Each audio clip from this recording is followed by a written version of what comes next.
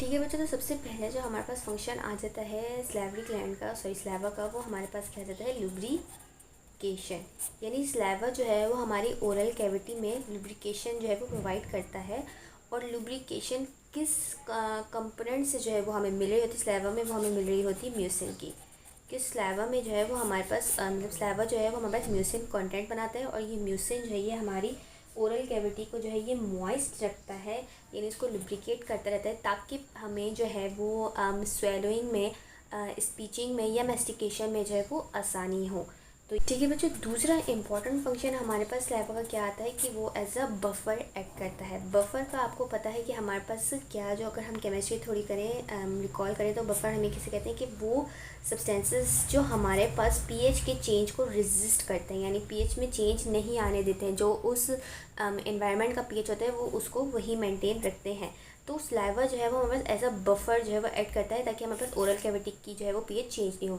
लेकिन देखिए बच्चों, आप ये कहें कि हम लोग जो है हमेशा कोई सॉफ्ट ड्रिंक्स ले रहे होते हैं या हम कोई एसिडिक फूड ले रहे होते हैं, तो हमारी ओरल कैविटी का पीएच तो चेंज होता रहता है। तो इसलिए स्लाइवा को ज़रूरी है कि हमारे पास पीएच को मेंटेन रखें। और क्यों ज़रूरी है? क्योंकि हमारी ओरल कैविटी में जो है वो टूथ प्रेजेंट है, और टूथ में हमारे पास इनेमल और डेंटिन है।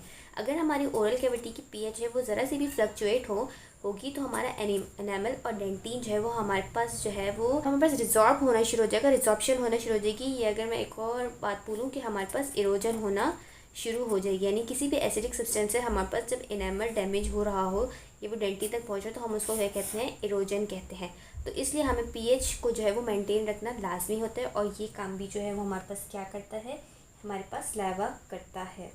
तीसरा फंक्शन हमारे पास क्या होता है स्लाइवा का, कि वो हमारे पास डाइजेशन करता है। अभी मैंने आपको बताया कि हमारे पास अमाइलेज प्रेजेंट होता है, अमाइलेज एंजाइम, जिसकी वजह से जो है वो हमारे पास किसमें कार्बोहाइड्रेट्स की डाइजेशन हो रही होती है।